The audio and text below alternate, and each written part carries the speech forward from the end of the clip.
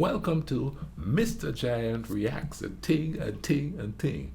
I'm Mr. Giant, and we're back with the second part of the Silence of the Swastika. Did Hitler use a Hindu symbol in his movement, or was it a Christian symbol that he used in his movement? Let's go ahead and YouTube and simmer and see what else they have to say about this.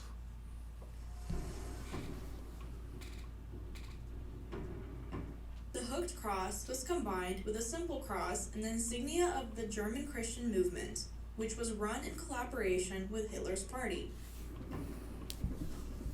The publications of the German Christian Church organizations also carried similar symbols of the ordinary plain cross and the hooked cross. In a 1934 church convention, Gerard Hahn, the president of the Provincial Church Council, displays a pamphlet which bore a symbol of the plain cross superimposed on the hooked cross. A 1933 portrait from a German visual artist, John Hartfield, shows the grim reality of those times. The portrait depicts how a Nazi worker is converting the cross of Jesus Christ into the hooked cross. Wow. In a stamp published by Hitler's government in 1938, Hitler is shown standing outside a church with a Latin cross on top and a hooked cross flag. Every division of Hitler's armed forces were marked, had a cross and a hooked cross on every flag, whether it was the Air Force, the Army, or the Navy.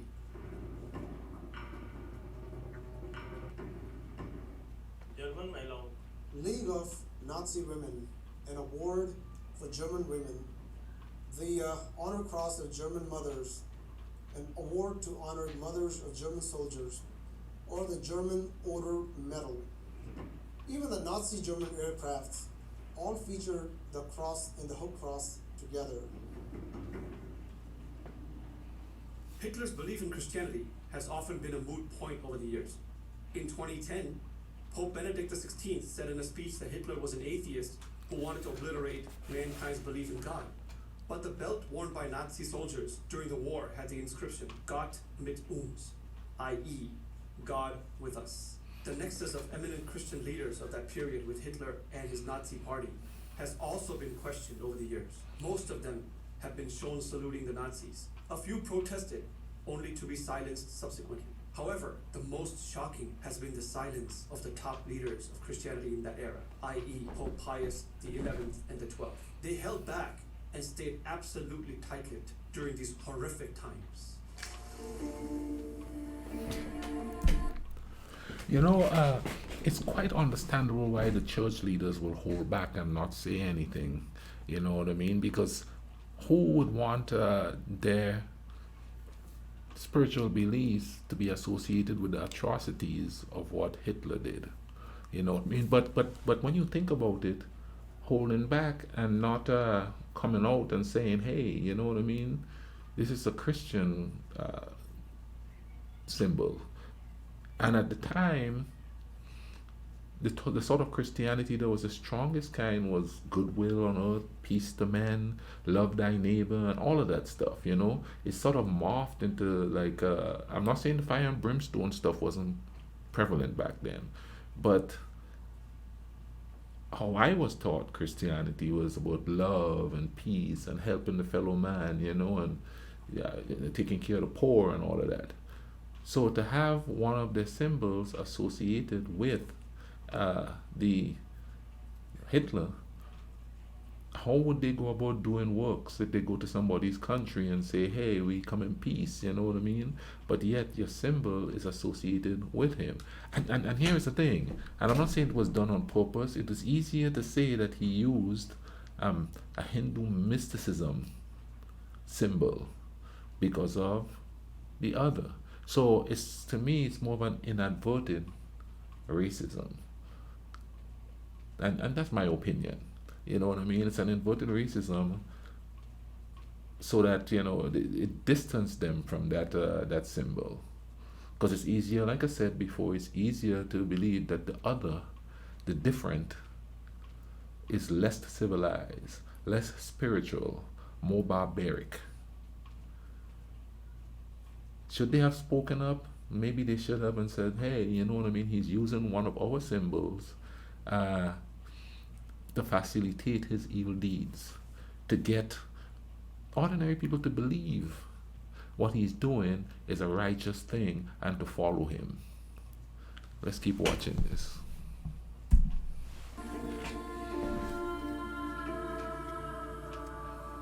In 1933, a Jewish woman, Edith Stein, who converted to Christianity and became a nun, wrote a letter to Pope Pius XI denouncing the Nazi regime and asking the Pope to openly denounce the regime in front of the whole world.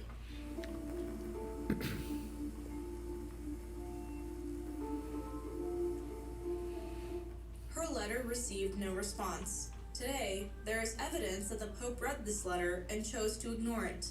Edith Stein took her last breath in the concentration camps in Auschwitz in 1942. Yeah, I mean, we don't want to be associated with that. Don't let anybody know this.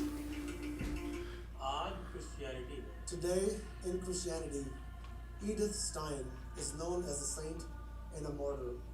But there was a time when the Pope ignored her even after reading her letter.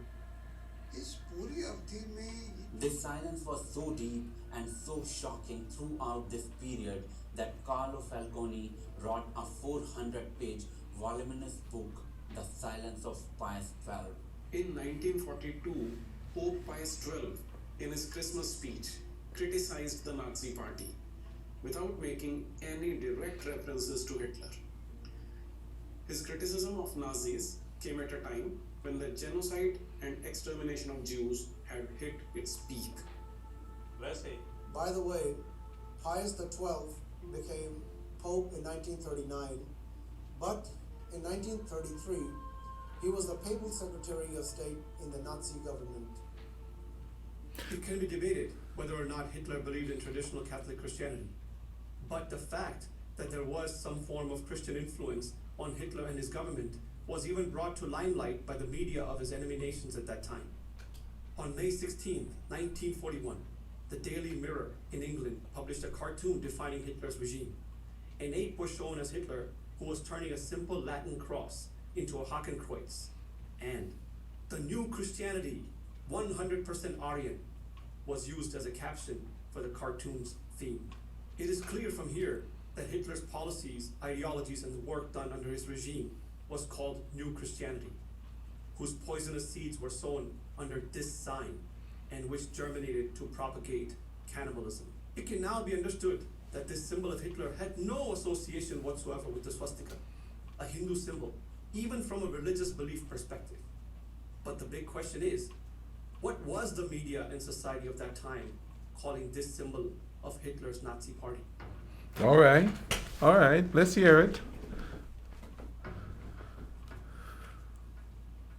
On November 21st, 1922, the New York Times published the first article about Hitler, in which his ardent followers were called Hakenkreuzler, which means followers of the Hakenkreuz.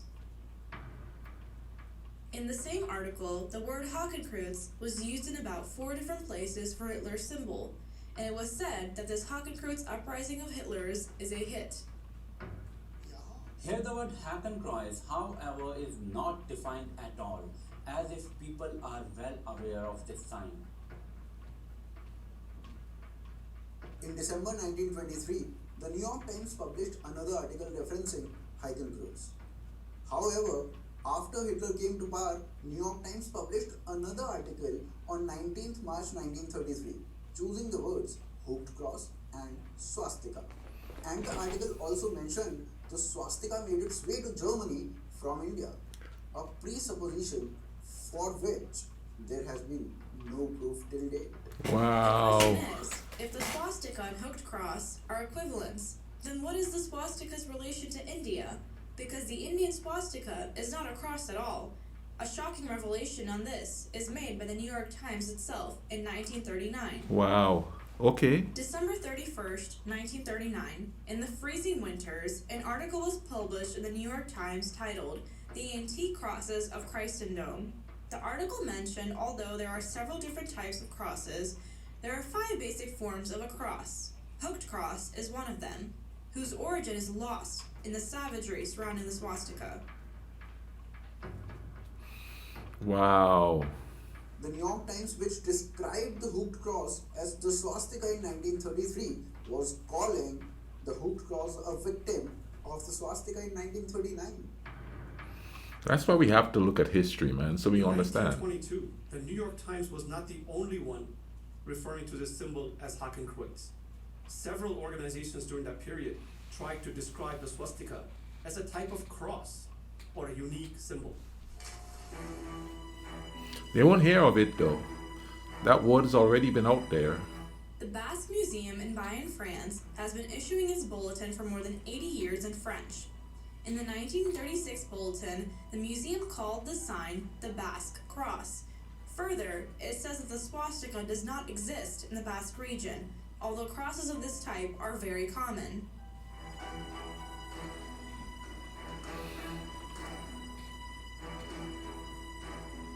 In the 19th century, Professor Max Muller also strongly said that the symbols on the archaeological or historical remnants of Troy should not be called a swastika.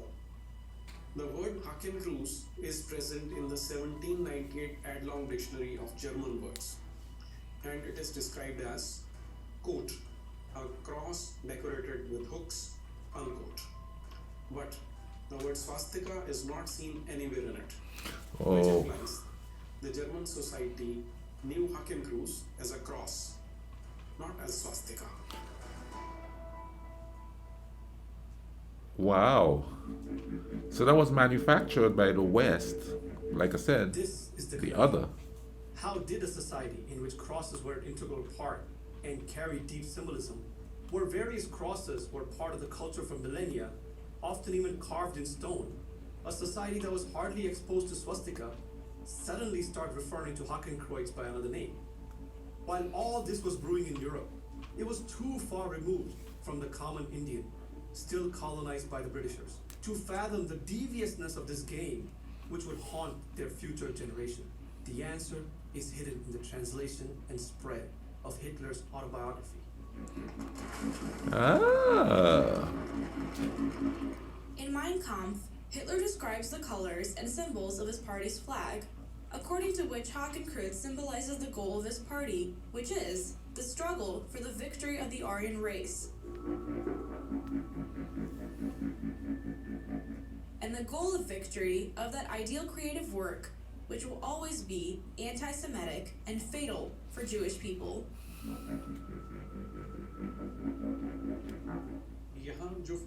Here, what does Hitler mean by creative work, which will be fatal for Jews? He did not describe it. But in future, does Hitler create something which proves fatal for Jews? The answer is a single word: Auschwitz.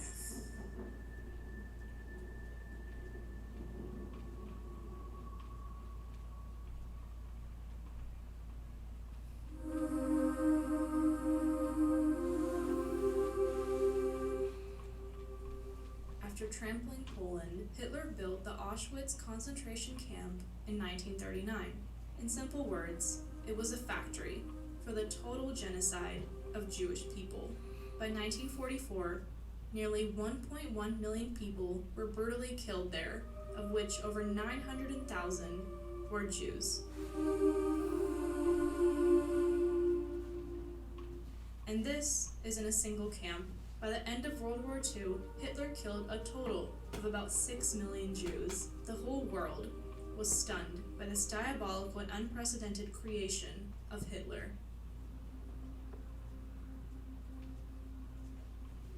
This genocidal creative work was carried under the flags bearing the Hakenkreuz, which today has become a symbol for anti-Semitism and hate groups, just that they now incorrectly call it swastika. This change of a single word is one of the greatest deceits of the 20th century. Yep. Let us now see how it was executed. All right.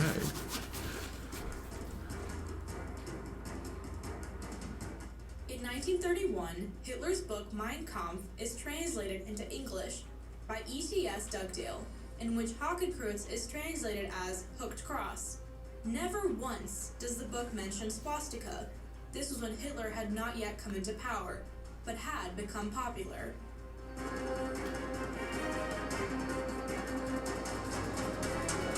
Hitler came to power in 1933 and without wasting any time, started executing a script of the persecution of Jewish people. The script began by snatching the human rights of Jews and ended with snatching their right to life. In 1939, Hitler destroyed Poland. Britain also jumped into World War II, and in the same year, Hitler's book, Mein Kampf, is retranslated into English, this time by a man named James Murphy.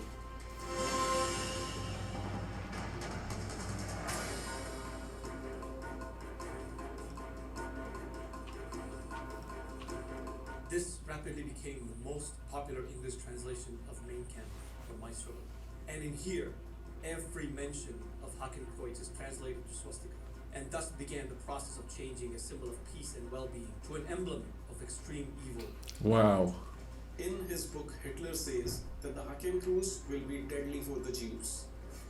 This was a sign under which a horrifying genocide took place, and whose origins could be traced to Christianity. This would have been the biggest stigma on Christianity in entire history.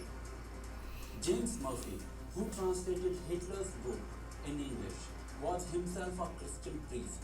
Could someone associated with Christianity tolerate such a big stigma on Christianity? Is this why James Murphy translated the Hakenkreuz into the swastika? Whether this was a mischief of an individual or a bigger concerted plan, James Murphy is not here today to explain. Wow. But the fact that Murphy translated incorrectly is indisputable. Incorrectly? Because being a priest, you don't want to be The associated. unassailable truth is that Hitler never called the Nazi symbol a swastika. Others falsely equated Hakenkreuz with the swastika. In spite of this, initially, the swastika did not become the default name for the Nazi symbol. American Cook, in a 1946 publication of essays on American culture and literature in Arizona Quarterly, Hitler and his followers were referred to as Gamadion-minded. Around the same time, in the Journal of Education, volume 127, published in 1944, the Nazi symbol was called Filfot or Gamadion. Then how did this symbol become swastika for the common man? For clues to this answer, see this scene from a 1959 Hollywood movie, Boy Beetle. You know, that used to be our shoulder patch till we switched to the Thunderbird. Understand? The swastika. That's an old American Indian sign that Hitler caught from us. Believe it or not, the 45th Division used to wear the swastika right here. An American soldier wearing a swastika? But we had it long before the layoff got the out.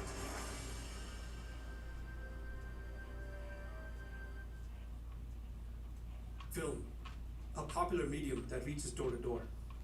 Over time, the use of swastika for the Nazi symbol spread to every book written on Hitler and in every article in every type of media. Media can create powerful narratives Oh, yeah. which a common man cannot decipher. In Yeah. a single generation, media can even falsify a hard fact. And this is how swastika became completely associated with Hitler and Nazism. This lie has been living and growing in the minds of people for decades now. But for how long? Hitler never, ever used swastika. Hitler benutzte das Wort Hakenkreuz. Das bedeutet nicht, dass es Swastika. It was Hakenkreuz. A symbol used in church. Which was wrongly turned into swastika. The glory of swastika should be restored. Swastika is a symbol of a civilization. It has been misused for decades. Its misuse must stop. And it is your responsibility now. Because the seeds of real civilization will grow even in the desert. There may be delays, but the truth has to come out and reclaim its place.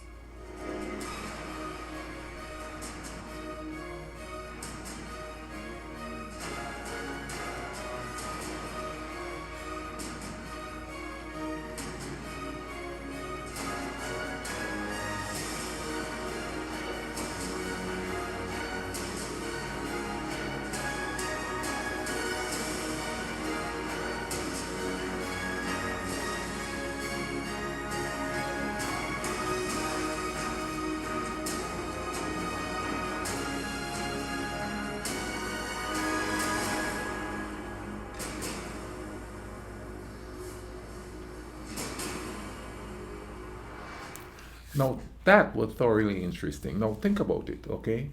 It wasn't used widely as swastika until a priest wrote that book and changed from the German word to the swastika.